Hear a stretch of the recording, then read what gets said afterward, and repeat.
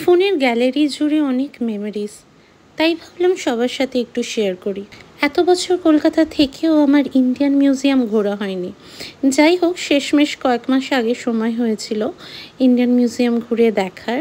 তবুও তারপর এত দিন বাদে এই ভিডিওগুলো সবার সাথে শেয়ার করছি।